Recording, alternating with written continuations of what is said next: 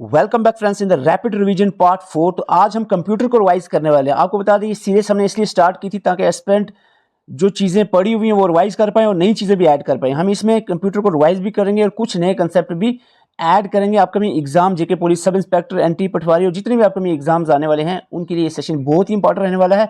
इससे पहले हमने 3 सेशंस लाए हैं जो हिस्ट्री, ज्योग्राफी और जम्मू एंड कश्मीर जीके पे रहा है। इसका लिंक आपको डिस्क्रिप्शन में मिलेगा, वो भी आप वीडियोस देख सकते हैं। तो वीडियो में एंड तक बने रहें, बहुत ही ज़्यादा इंपॉर्टेंट सेशन रहने वाला है।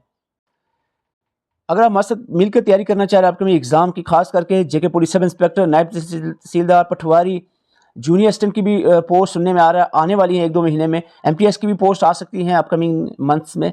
इसके अलावा जितनी भी अपकमिंग पोस्ट हैं, देखो मैं मान रहा हूँ कि एट प्रेजेंट अभी सिर्फ जेके पुलिस सब इंस्पेक्टर का एग्जाम आना है 30-35 दिन में। इसके अलावा और कोई अभी पोस्ट निकली नहीं है, लेकिन लाइन में है। एकदम से ये निकलेंगे 1-2 महीने के अंदर और 3-4 महीने में एग्जाम हो जाएगा। और अगर आप सोचते हो कि 1-2 महीने पढ़कर तैयारी हो जाएगी, एग्जाम क्वालिफाई हो जाएगा, ऐसा नहीं होगा। एटलीस्ट 6 महीने आपको पढ़ने पड़ेंगे। तो इसलिए मैं आपसे रिक्वेस्ट करूँगा कि टाइमली तैयारी स्टार्ट किया करो। बहुत सारे एस्पिरेंट हमारे से जुड़ते हैं लास्ट मंथ में, एग्जाम कैलेंडर निकलने के बाद आते हैं, तो उस वक्त हमारे लिए भी मुश्किल हो जाता है आपको तैयारी करवाना। अगर आप टाइमली हमारे से मिलकर प्रिपरेशन करोगे तो उम्मीद करते हैं कि हम भी अपनी पूरी जान लगाएंगे। और यहाँ पर थोड़ा सा मोटिवेशन के लिए एक चीज़ आपको बता दूं, जो 8th पे कमीशन लगने वाला है अभी इस अगले साल से, इसके बाद जो है सब इंस्पेक्टर और नायब तहसीलदार की सैलरी 1 लाख से भी प्लस, अगर फिटमेंट फैक्टर 2.85 से ऊपर गया तो 1,20,000 तक सैलरी जा सकती है। एटलीस्ट इतना तो सोचो, 1,20,000 सैलरी जा सकती है, तो मेहनत आपको करनी चाहिए। इसके अलावा अगर हम बात करें पटवारी जूनियर असिस्टेंट की भी सैलरी 60 से 70,000 हो सकती है आने वाले इस साल में। और एमटीएस की भी सैलरीज 42,000 प्लस आपको देखने को मिलेगी। तो इसीलिए आपको मेरे ख्याल से मेहनत करनी चाहिए, अभी भी टाइम है, अच्छे से तैयारी करें। अगर हमारे साथ मिलकर तैयारी करना चाह रहे हैं, व्हाट्सएप नंबर आपके सामने है, इसका स्क्रीनशॉट लेकर आप मैसेज कर सकते हैं। तो चलते हैं आज की क्लास की तरफ।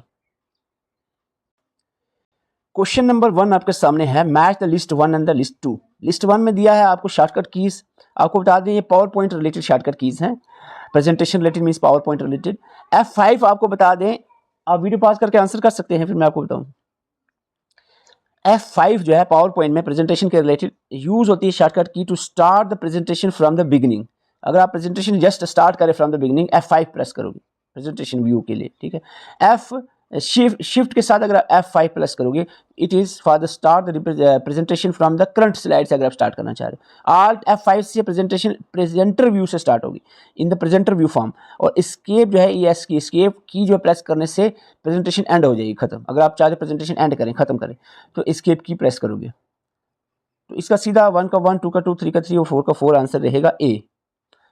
क्वेश्चन नंबर 2 से पहले आपको मैं shortcut keys MS power point की बता दूं, बहुत बार एग्जाम में पूछे जाते हैं यहाँ से क्वेश्चंस, और जितने भी इंपॉर्टेंट MS पावर पॉइंट की शॉर्टकट कीज आपके सामने।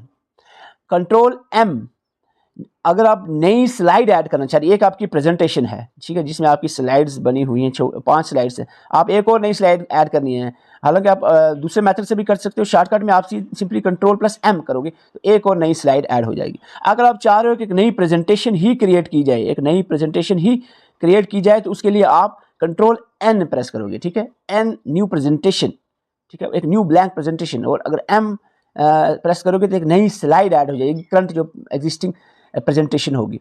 Ctrl+D जो है शॉर्टकट की यूज होता है डुप्लीकेट सिलेक्टेड स्लाइड। कोई एक आपने ये स्लाइड आपका प्रेजेंटेशन है, इसकी एक स्लाइड आपने सेलेक्ट कर ली, आप चाह रहे इसी की एक डुप्लीकेट आ जाए, तो ये आपकी डुप्लीकेट आ जाएगी Ctrl+D में, डी से MS पावर पॉइंट में। F5 जो है अगर आप स्टार्ट करना चाह रहे हो स्लाइड शो को, तो F5 प्रेस करोगे। अगर आप करंट स्लाइड से स्टार्ट करना चाह रहे हो स्लाइड शो व्यू को, शिफ्ट के साथ F5 आएगा। Alt F5 रहेगा अगर आप प्रेजेंटर व्यू में चलाना चाह रहे हो। एस्केप अगर आप एंड करना चाह रहे हो स्लाइड शो या प्रेजेंटेशन को। Ctrl+B की अगर हम बात करें, black screen during slide show, अगर आपकी स्लाइड शो चल रही है, ऑडियंस बैठी हुई है, अगर आप चाह रहे हो कि एक ब्लैक स्क्रीन आ जाए, कोई लिखना चाह रहे हो आप, तो B प्रेस करोगे आप। अगर W प्रेस करोगे तो आपकी आ जाएगी कौन सी स्क्रीन आ जाएगी, व्हाइट स्क्रीन आप चाह रहे हो। और S अगर आप प्रेस करोगे तो स्टॉप हो जाएगा, फिर से प्रेस करोगे तो रीस्टार्ट। क्वेश्चन नंबर 2 आपके सामने है, a small text file created by website that is stored in users computer is called। तो यहाँ पर क्या इसका आंसर रह सकता है? देखो थोड़ा सा घुमा कर दिया हुआ है यहाँ पर क्वेश्चन, लेकिन इतना मुश्किल नहीं है। आप जब वेबसाइट की बात करें और स्टोर की बात करें, यूजर्स की एक्टिविटी जो वेबसाइट पे स्टोर हो जाती है, तो यहाँ पर क्रिएट होता है क्या, कुकीज़। तो ये आंसर इसका ए रहेगा। अब यहाँ पर आप कुकीज़ के बारे में बता दें, are small text files that website send to your computer to store the information about your browsing activity. Browsing, आपकी ब्राउजिंग एक्टिविटी के बारे में, आप क्या सर्च कर रहे हो, सारी चीज़ें इंफॉर्मेशन स्टोर रहेगी, आप उसी तरह की चीज़ें आपको सजेस्ट होंगी। कभी आप दुखी होगे ना, देखो आपको सारी इमोशनल आपके शॉर्ट्स, रील्स या वीडियोस आने शुरू हो जाएंगी। इसका कारण ये होगा क्योंकि आप एक दो बार सर्च करोगे ना, फिर यहाँ देख लोगे अच्छे से पूरी वीडियोज़, तो उसी तरह की वीडियोज़ और जो चीज़ें हैं आप तक सजेस्ट होंगी। इसको कुकीज़ कहते हैं, ठीक है। They can help make your online experience more user friendly and personalize. तो यहाँ पर आपका रहेगा हार्डवेयर। हार्डवेयर और सॉफ्टवेयर में क्या फ़र्क है? हार्डवेयर फिजिकल कंपोनेंट होता है कंप्यूटर का, जैसे कि hard drive, disk drive, modem वगैरह। सॉफ्टवेयर क्या होते हैं? प्रोग्राम्स या इंस्ट्रक्शंस होते हैं जो कंप्यूटर को बताते हैं क्या करना है क्या नहीं करना है, जैसे कि वर्ड प्रोसेसर, स्प्रेडशीट, डाटाबेस वगैरह।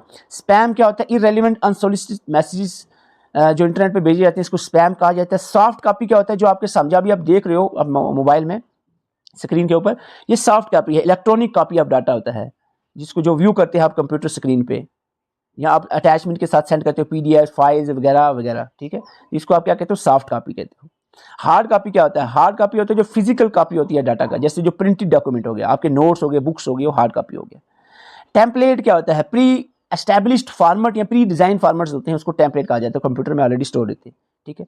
बूटिंग क्या होता है? बूटिंग होता है startup process. Booting is the boot strapping process which start the operating system when the computer switch on. जब कंप्यूटर खोलते हो ना आप, जो प्रोसेस चलता है उसको बूट स्ट्रैपिंग प्रोसेस, जिसको हम बूटिंग कहते हैं। बग क्या होता है? कंप्यूटर सॉफ्टवेयर में बग को एरर कहते हैं, एरर। इसको करेक्शन करने को डीबगिंग कहा जाता है। इंक्रिप्शन क्या होता है? Encryption is a security process होते हैं, एक तरह का एक सिक्योरिटी प्रोसेस है that turn the data into coded format. आप जैसे मैसेज लिखते हो ना जो व्हाट्सएप पे, ये इनकोड हो जाता है, इंक्रिप्ट हो जाता है। जब वहां पर जहां को पहुंचता है ना, जिसको भेजना होता है, वहां पर डिक्रिप्ट होता है, तो आपके बीच में कोई यहाँ पर डाटा लीक ना हो, आपकी सिक्योरिटी रहे डाटा की, सिर्फ आप और दूसरा पर्सन ही उसको देख पाता है। That only authorized users can access that data. It is used to protect the information from hackers in unauthorized access. आपको बता दें एक एग्जांपल के तौर पे, इंक्रिप्शन क्या होता है? When you use the WhatsApp, आप WhatsApp चलाते हो, your message, वो जो भी मैसेज लिखते हो वो इंक्रिप्ट हो जाते हैं। So only you and the person you are chatting with read them. सिर्फ आप और जिससे आप बात कर रहे हैं वही पढ़ पाएंगे। इसको इंक्रिप्शन और डिक्रिप्शन कहते हैं। इनकॉग्निटो मोड क्या होता है? इनकॉग्निटो मोड होता है एक प्राइवेट ब्राउजिंग, समझ लो इसको आप, यानी इस तरह का ब्राउजिंग फीचर है। Browser is a browser feature that doesn't save your browsing history. Cookies नहीं सेव करता। जैसे आप जो भी चीज सर्च कर रहे हो ना, वो आपकी सेव नहीं होगी। मैं अभी कुकीज बता रहा था, इसके अपोजिट कुकीज होता है। कुकीज में क्या होता है? आप इंफॉर्मेशन स्टोर होती है, ब्राउजिंग एक्टिविटी आपकी स्टोर रहती है, वो उसी तरह की चीजें आपको सजेस्ट होती है। इनकॉग्निटो मोड में आपका ऐसा नहीं होता। आप जो भी चीजें सर्च कर रहे हो वो आपकी हिस्ट्री में सेव नहीं रहेगी, ना ही उस तरह की चीजें आपको सजेस्ट होंगी। टेलनेट क्या होता है? टेलनेट होता है, आप भी अगर इंटरनेट रिमोट एरिया में एक्सेस करना चाह रहे हो, telnet service enable internet users to log into another computer on the internet from his or her local computer. It means the user can execute the telnet command on his local computer to start the login access. Simply अगर हम कहें, this section is also called as remote login. Remote login इसको हम कह सकते हैं। Usenet एक news feed management software है जो आपको अलो करता है to monitor the readership in news groups and dynamically update the feed list. Authentication पे अभी रिसेंटली 2 बार एग्जाम में क्वेश्चंस पूछे गए हैं, और इस रिसेंट एक एग्जाम हुआ, इसमें 2 क्वेश्चंस ऑथेंटिकेशन से पूछे गए।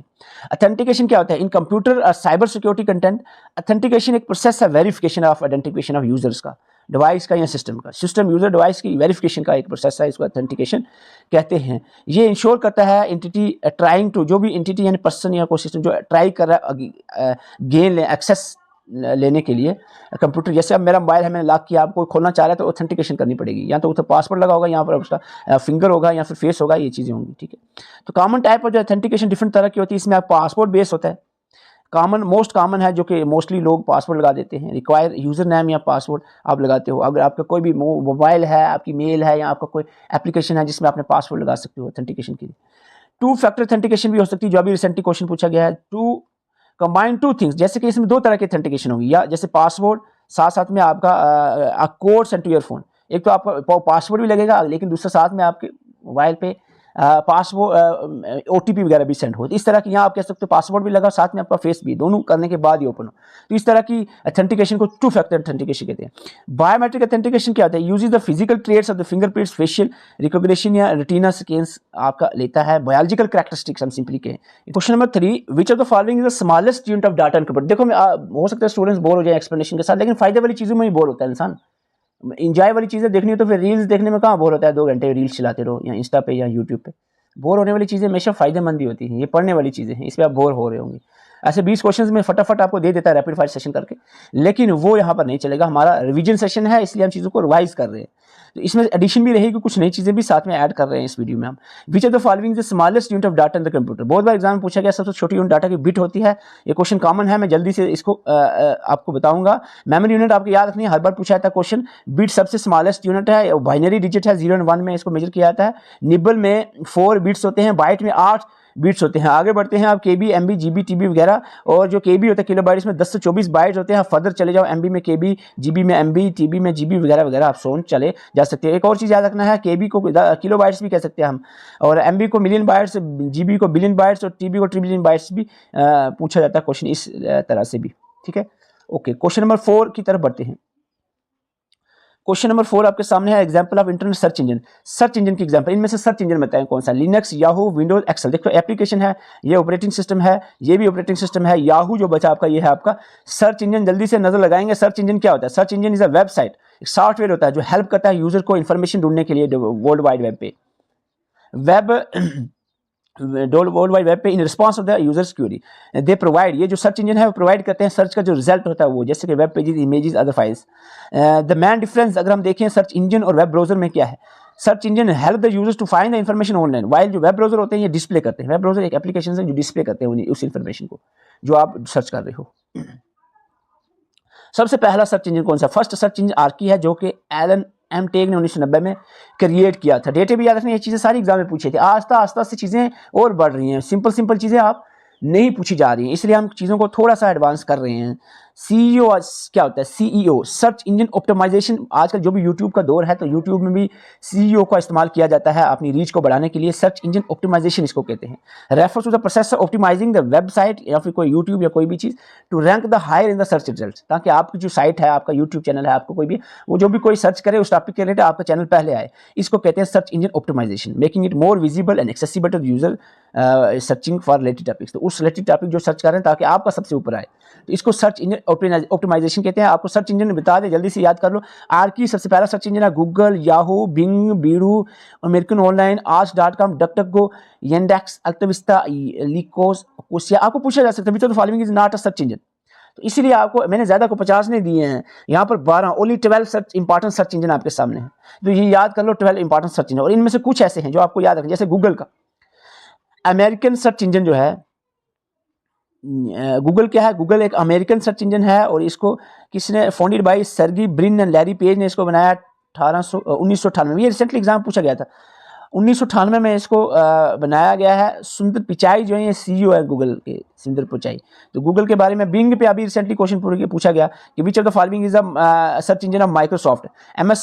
माइक्रोसॉफ्ट का सर्च इंजन कौन सा है। बिंग जो है माइक्रोसॉफ्ट का है, 2009 में डेवलप किया गया था। सत्य नंडेला जो है इसके करंट सीईओ हैं। याहू जो है ये जेरी यांग एंड डेविड फिलो ने 1994 में बनाया था। बीडू की बात करें, रोबिन ली ने बनाया था। चाइना के पॉपुलर सर्च इंजन है ये बीडू। क्वेश्चन नंबर 5 आपके सामने है, which of the following in fact the master boot record and is complex task to remove this virus. तो सिंपली अगर मास्टर बूट पे रिसेंटली क्वेश्चन पूछा गया तो ये virus master boot sector virus ही है जो बूट रिकॉर्ड को अफेक्ट करेगा। आपको बता दें 10 तरह के इंपॉर्टेंट वायरसेस हैं, हम जल्दी से रिवाइज कर लेते हैं। बूट सेक्टर वायरस क्या है, जो इन्फेक्ट करता है master boot record, MBR master boot record को इन्फेक्ट करता है। बूट सेक्टर वायरस क्या है, जो इन्फेक्ट करेगा मास्टर बूट रिकॉर्ड को ऑफ हार्ड ड्राइव और USB। एक्टिवेट करता है ये, एक्टिवेट होता है ये जब कंप्यूटर बूट अप करता है, स्टार्ट होता है जब। द वायरस इंटर, ये इंटर कैसे होगा, enter the virus enter the system when the computer are booted from the floppy disk से जब बूट होता है। नवाडेज अगर हम आजकल की बात करें, ये जो वायरस है ये अदर फिजिकल मीडिया के थ्रू भी फैल सकता है, एक्सटर्नल हार्ड ड्राइव्स हो गए, USB हो गया वगैरह वगैरह। ब्रेन जो है सबसे पहला बूट सेक्टर वायरस जो कि देखा गया। डायरेक्ट एक्शन वायरस क्या है, direct action virus when a virus contact itself directly to the executive files, जो .exe यानी एक्सिक्यूटिबल फाइल को जो इन्फेक्ट करे, इसको फाइल वायरस भी कहते हैं, फाइल वायरस। तो ये पेनिट्रेट करता है डिवाइस में वाइल इट्स एक्सिक्यूशन, इसको डायरेक्ट एक्शन वायरस इसलिए कहा जाता है। Known as non resistant virus, इसका दूसरा नाम क्या है, non resistant virus.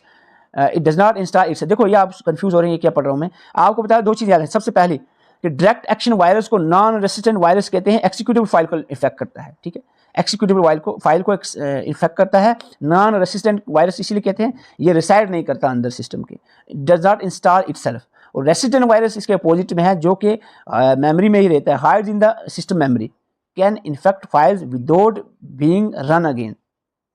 Multi parties simple है, मल्टी पार्टीज और पॉलीमार्फिक में फ़र्क है। पॉलीमार्फिक क्या होता है, जो फॉर्म्स चेंज करता है। मल्टी पार्टीज वो होता है जो डिफरेंट वेज में, मल्टीपल वेज में इन्फेक्ट करता है। It can infect spread various ways, अलग अलग तरीके से फैलता है। It can infect the multiple part of the system including the program file, memory file, boot sector. Different तरह से फैलता है, डिफरेंट प्रोग्राम को ये इन्फेक्ट करता है। ये हो गया मल्टी पार्टी। इसी के साथ अपोजिट में इसी की तरह दूसरा दिखने में है, कंफ्यूजन नहीं होनी चाहिए। पॉली का मतलब भी मैनी होता है, मार्फिक होता है फॉर्म। पॉलीमार्फिक यानी डिफरेंट फॉर्म्स में ये आता है। Polymorphic is a virus difficult to track, क्योंकि ट्रैक नहीं कर पाते इसको easily, remove as the viruses alter their code. ये अल्टर यानी चेंज करता रहता है कोड, डिफरेंट फॉर्म्स में आता रहता है, तो ये इसलिए डिफिकल्ट होता है इसको एंटीवायरस के थ्रू रिमूव करना। ओवरराइट वायरस क्या है, is very dangerous virus, damage कर मोस्ट डैमेजिंग वायरस होता है, क्योंकि ये ओवरराइट कर देता है जो भी जिस भी फाइल को या प्रोग्राम को ये इन्फेक्ट करेगा, ये उसको खत्म कर देता है, उसको डिलीट कर देता है, उसको ओवरराइट कर देता है। Substitute it and with the malicious code overwriting it. The type of virus generally spread through the emails के थ्रू मोस्टली फैलते हैं, जो डिफिकल्ट होता है ट्रेस करना। ये पूरे जो फाइल्स को रिमूव कर, जिस file need to delete infected file, जो भी इन्फेक्ट जिस फाइल को इन्फेक्ट करेगा ये वायरस, उस फाइल को डिलीट करने के बगैर और कोई चारा नहीं है, बस उसको डिलीट ही करना पड़ेगा, इतना, इसलिए डैमेजिंग कहा जाता है इसको। स्पेस फिलर और macro virus, space filler is not much important, cavity virus भी इसको कहते हैं, एम्प्टी स्पेसिस को ये फिल करता है। और मैक्रो वायरस इंपॉर्टेंट है, एप्लीकेशन जो प्रोग्राम्स के through, MS Word, Excel document वगैरह के थ्रू फैलता हो जिसमें मैक्रोज हो, तो इस तरह के वायरस को मैक्रो वायरस कहा जाता है। क्वेश्चन नंबर 6 देखो, अभी मैंने एक और क्वेश्चन रखा है एक्सप्लेनेशन, जो कि नया रहेगा आज के सेशन में, अभी पहले आपने ना पढ़ा हो तो वीडियो में एंड तक जरूर बने रहिए। आपको बता दें, यहाँ पर एक मैं क्विकली रिवाइज करवाना चाहूँगा आपको, क्योंकि रिसेंट एग्जाम में 4 क्वेश्चंस पूछे गए थे एग्जाम में, एब्रीवेशंस थे। तो एस क्या है इन HTTPS? HTTPS में एस की फुल फॉर्म क्या है? Hypertext transfer protocol secure. तो यहाँ पर सिक्योर होता है, एस का मतलब सिक्योर होता है। तो यहाँ 3 मिनट, सिर्फ 3 मिनट रहूँगा, जल्दी से हम कुछ इंपॉर्टेंट एब्रीवेशन को नज़र लगा लेते हैं जल्दी से। ARPANET, advance research project agency network, बस एक नज़र लगानी, आपने पढ़ा है, मुझे पता है। ASCII, American standard code for information interchange. BCD, binary coded decimal. BMP, bitmap. BCC, blind carbon copy. Computer aided design. CD, compact disc. CDRW, compact disc rewritable. DOS, disk operating system. DVD, digital versatile disc. DHTML, dynamic hypertext markup language. अभी पूछा गया था domain name system, DNS, domain name system. DPI, dots per inch. ये एक सबसे पहला digital computer है। Electronic numerical integrated and calculator. FDD, floppy disk drive. FTP, file transfer protocol. Flops, super computer की स्पीड मेजर करने के लिए use होता है। फ्लोटिंग ऑपरेशंस पर सेकंड, फ्लोटिंग पॉइंट्स ऑपरेशन पर सेकंड। इसके बाद आता है आपका GIF, graphic interchangeable format. GUI, graphic user interface, ये भी पूछा गया बहुत बार। ग्राफिकल यूजर इंटरफेस, ध्यान से पढ़ो, graphical user interface. GIGO, garbage in garbage. और थोड़े से और हम डिस्कस करेंगे, बस 2 मिनट और। JPEG, ये इमेज फॉर्मेट्स है। Joint photography expert group. LCD, liquid crystal display. LED, light emitting diode. MIPS, million instructions per second. MIME, multipurpose internet mail extension. MPEG, motion picture expert group. NIC, network interface card. OSI, open system interconnection. PDF, portable document format. PNG, portable network graphics. PDA, personal digital assistant. RDBMS, rational database management system, MS access में use होता है। Simple mail transfer, SMPS, switch mode power supply. और simple mail transfer protocol क्या है? SMTP। SIM, subscriber identity module. URL, uniform resource locator. USB, universal serial bus. UNIVAC, universal automatic computer. UPS, uninterrupted power supply. तो यहाँ पर कुछ और important, 1 minute और। HTTP, hypertext transfer protocol. HTTPS, hypertext transfer protocol secure. HTML, hypertext markup language. IMAP, internet message access protocol. Internet service provider, अभी पूछा गया था, internet service provider. IP, internet protocol. Virus, vital information resource under siege. VGA, visual graphic करे। ये भी पूछा गया exam में, विजुअल ग्राफिक करे। Voice over internet protocol, wide area network. WORM, read write once read many, world wide web. Extensible markup language. और यहाँ पर लास्ट आ गया XHTML, extensible hypertext markup language. तो आगे बढ़ते शायद ज्यादा हो गया। देखो, URL पे क्वेश्चन ऑलमोस्ट हर एक एग्जाम में पूछा जाता है। What is URL? URL क्या है? लोकेशन या एड्रेस होता है। ये it is a location of website on the internet. Location का हो या एड्रेस का हो। यहां पर URL के बारे में आपको बता दूं, uniform resource locator. Uniform resource locator के बारे में आपको बता दें, URL इज एड्रेस और लोकेशन ऑफ अ डॉक्यूमेंट जो आप फाइंड करते हो वर्ल्ड वाइड वेब पे। एलिमेंट में देखें, इसमें प्रोटोकॉल और डोमेन नेम आता है, मोस्ट जो इसमें पॉपुलर एलिमेंट्स हैं, जैसे कि ये आपके सामने है प्रोटोकॉल HTTPS, उसके बाद www.google.com, इंटेल जो भी आ गया आपको फाइल नेम या डोमेन नेम या फाइल नेम। इसके बाद इसी में URL में आपने याद रखना है IP एड्रेस। IP एड्रेस एक यूनिक सेट ऑफ नंबर होता है जो कि 4 नंबर्स होते हैं 0 से 255 के बीच में, जैसे कि आपके सामने है, which is separated by dots only, और 3 डॉट होते हैं इसकी सेपरेट करने के लिए, 4 नंबर में 3 डॉट्स होते हैं, 110 डॉट 22 डॉट 33 डॉट 112, ठीक है। ये नंबर 0 और 255 के बीच में ही होने चाहिए।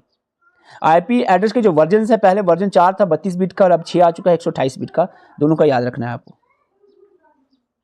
क्वेश्चन नंबर 8 आपके सामने है, which of these are web browsers. Search engine हमने देख लिया है, वेब ब्राउजर भी देख लो, क्योंकि आप ये चीज़ें डेली यूज़ की हैं और इसी पे क्वेश्चंस बनते हैं। वेब ब्राउजर क्या है, इनमें से वेब ब्राउजर में आपकी बात है ब्रेव, इंटरनेट एक्सप्लोरर, तो वेब ब्राउजर क्रोम, तो यहाँ पर क्रोम भी एक्सप्लोरर भी है, तो यहाँ पर आंसर ऑल द वो ही रहेगा। आपको बता दें वेब ब्राउजर क्या है, वेब ब्राउजर एक एप्लीकेशन होती है, सॉफ्टवेयर एप्लीकेशन होती है that allow users to access navigate website on the internet. ज़्यादा एक्सप्लेनेशन में नहीं जाएंगे, हम सीधा आपको बता दें मोज़ेक जो है ना, जो कि 1993 में रिलीज हुआ, फर्स्ट ग्राफिकल वेब ब्राउजर है, और नेटस्केप नेविगेटर जो है ये 94 में रिलीज हुआ था, फर्स्ट कमर्शियल वेब ब्राउजर इसको कहा जाता है। पॉपुलर वेब ब्राउजर्स आपने याद रखने हैं, Google Chrome, Microsoft Edge, Mozilla Firefox, Safari, Opera, Brave, Tor browser, Vivaldi, UC browser, Yandex browse, Microsoft Internet Explorer, Linux. तो यहाँ पर मैंने अगेन 12 वेब ब्राउजर, पहले सर्च इंजन 12 बताए थे आपको, अब वेब ब्राउजर 12 बताए, तो ये आपने ज़रूर याद रखने हैं, या PDF ग्रुप में डाल दूंगा, इसको रीड आउट करना है, नोट्स में डाला हुआ कंप्यूटर के ऑलरेडी सारी चीज़ें। कंपाइलर देखो, हर एक एग्जाम में, यहाँ एक एग्जाम छोड़ के दूसरे एग्जाम में लैंग्वेज ट्रांसलेटर से क्वेश्चन पूछा जाता है। कंपाइलर कन्वर्ट करता है किसको, कन्वर्ट करता है प्रोग्राम, यानी जो हाई लेवल लैंग्वेज होती है, इनटू मशीन या बाइनरी लैंग्वेज में, ठीक है। हाई लेवल लैंग्वेजेस को बाइनरी में या मशीन लैंग्वेज, बाइनरी मशीन ही होती है, और कंप्लीटली एट वंस एक ही बार में कन्वर्ट करता है। 3 तरह के लैंग्वेज ट्रांसलेटर है, असेंबलर कन्वर्ट करता है असेंबली लैंग्वेज को मशीन में, कंपाइलर और इंटरप्रेटर दोनों हाई लेवल लैंग्वेजेस को कन्वर्ट करते हैं मशीन यानी बाइनरी में। फर्क कितना है, कंपाइलर एट वंस कंप्लीटली एक ही टाइम में कन्वर्ट करता है, interpreter line by line convert करता है। Question number 10, which of the following is not real time operating system, इनमें से कौन सा रियल टाइम ऑपरेटिंग सिस्टम नहीं है, ये पूछा गया क्वेश्चन अभी रिसेंट एग्जाम में। तो इनमें से जो रियल टाइम ऑपरेटिंग सिस्टम नहीं है वो है Palm operating system is not a real time operating system. 2 minute में और लूंगा। टाइप्स ऑफ ऑपरेटिंग सिस्टम में 10 तरह के ऑपरेटिंग सिस्टम होते हैं, जैसे कि पहली जनरेशन में यूज होते थे बैच ऑपरेटिंग सिस्टम, फिर टाइम शेयरिंग आ गया, फिर रियल टाइम शेयरिंग आ गया, डिस्ट्रीब्यूटिव आ गया, तो इस तरह से एडवांसमेंट आती रही है ऑपरेटिंग सिस्टम में। तो बैच ऑपरेटिंग सिस्टम पे से स्टार्ट करते हैं हम। बैच ऑपरेटिंग सिस्टम क्या था, किस तरह का था, execute the batches of jobs without users instructions. ये जो काम कोई भी करना था ना कंप्यूटर को, वो बैचेस में यानी प्रेफरेंस के बेस पे, पहले ये फिर ये ऐसे बैच बनते थे काम के, तो बैच के हिसाब से यानी एक यानी प्रेफरेंस, यानी एक काम ये पहले करना फिर इसके बाद ये करना, इसके time at a time multiple work नहीं होते थे। कॉमन इन अर्ली कंप्यूटर जैसे IBM मशीन फ्रेमवर्क वगैरह में था, फर्स्ट जनरेशन वगैरह में। टाइम शेयरिंग आ गया फिर उसके बाद। Allow multiple users to use a system simultaneously, यानी एक वक्त में मल्टीपल यूजर्स जो है ऑपरेटिंग सिस्टम मल्टीपल यूजर जो है ऑपरेट कर सकते थे, लेकिन ये इसमें क्या था, टाइम शेयरिंग था, यानी टाइम इस टाइम में ये दूसरा, उस टाइम में दूसरा, ऐसे टाइम शेयर होता था particular. Using the CPU scheduling इसमें होती थी to give each users time slots, हर एक यूजर को टाइम स्लॉट मिलता था कि हाँ भाई ये टाइम आपका, इसमें आप करो, इसमें आप करो, इसमें आप करो। तो ये था टाइम शेयरिंग ऑपरेटिंग सिस्टम। इसके बाद आ गया distributed operating system, manages a group of independent computers and makes them appears as one. देखो बहुत सारे ग्रुप ऑफ इंडिपेंडेंट कंप्यूटर्स को एज वन सिस्टम की तरह ये चलाता था operating system. Used in network, जो नेटवर्क, जब नेटवर्क आ गया, नेटवर्क में ही यूज हुआ है, क्लाउड कंप्यूटिंग जैसे आ गया, नेटवर्क आ गया, तो ये एडवांस टाइप का डिस्ट्रीब्यूटेड सिस्टम ऑपरेटिंग सिस्टम है, डिस्ट्रीब्यूटेड ऑपरेटिंग सिस्टम। अब नेटवर्क ऑपरेटिंग सिस्टम इसी तरह आ गया और एडवांस हो गया। Provide the service like the file sharing आ गया, प्रिंटिंग एक्सेस आ गया ओवर द नेटवर्क। तो ये चीज़ें नेटवर्क ऑपरेटिंग सिस्टम में देखने को मिले। नोवल नेटवेयर आ गया, विंडोज सर्वर आ गई, ये नेटवर्क की एग्जांपल है। Real time operating systems, real time operating system RTOS क्या होता है, रिस्पॉन्ड टू इनपुट इमीडिएटली और with in defined time, use in embedded system जैसे रोबोट्स, मेडिकल डिवाइस में यूज होता है। RT लिनक्स, QNX, VXWorks, ये सारे रियल टाइम ऑपरेटिंग सिस्टम की एग्जांपल्स हैं। मोबाइल ऑपरेटिंग सिस्टम्स आ गया, design for the mobiles like smartphones, tablets, जिसमें एंड्रॉइड, iOS आ गया। Single user, single tasking operating system, आपको पूछा जाए विच of the following is a single user single tasking operating system, तो MS DOS की याद, Microsoft disc operating system example याद रखना किसकी, single user single tasking, single use हो रहा यूजर होगा और सिंगल टास्किंग, तो ये डिस्क ऑपरेटिंग सिस्टम है, ठीक है, DOS। अब बात आ गई सिंगल यूजर लेकिन मल्टी टास्किंग ऑपरेटिंग सिस्टम, इसमें आपका आगे MS विंडोज, आपको पूछा जाए माइक्रोसॉफ्ट विंडोज किस तरह के ऑपरेटिंग सिस्टम है, तो ये single user multi tasking operating system है। इसी तरह मैक OS भी, अगर आपको मल्टी यूजर ऑपरेटिंग सिस्टम की बात करनी हो तो लिनक्स एग्जांपल है। एम्बेडेड ऑपरेटिंग सिस्टम क्या होते हैं, इसमें ATMs आ गए, स्मार्ट TVs आ गए, वॉशिंग मशीन्स आ गई, ये जिसमें आपको दिखता है एम्बेड हुआ ऑपरेटिंग सिस्टम एम्बेडेड, तो ये आपको पूछा एम्बेडिंग ऑपरेटिंग सिस्टम किस में होता है, ATM में, TVs में, वॉशिंग मशीन में वगैरह में, तो ये इंपॉर्टेंट थे, ये नई चीज़ थी, आप पहले मैंने आपको नहीं पढ़ाई थी, ये ऐड ऑन कर लेना, नोट्स में आपको सारी चीज़ें मिल जाएंगी।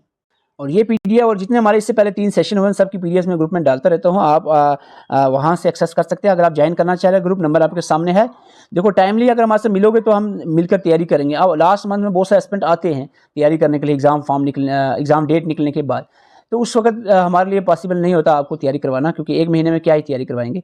अभी टाइम है, अगर आप चाहते हो अच्छे से तैयारी करना है, आपको जॉब चाहिए, अगर आप चाहते हो 1 लाख प्लस सैलरी हो जाए आपकी 8 पे कमीशन के बाद, तो एटलीस्ट जो है अभी से मेहनत करना स्टार्ट कर दो। हमारे से मिलकर अगर आप तैयारी करना चाहें, नंबर आपके सामने है, स्क्रीनशॉट लेकर मैसेज कर सकते हो।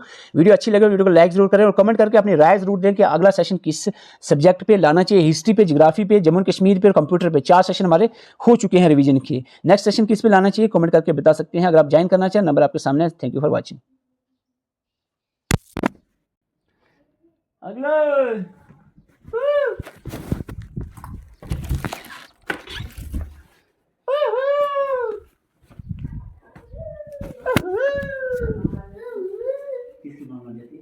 बच्चों को बुरा हाल हो जाता है, नहीं कोई सोचना नहीं है, किस प्रकार की वजह है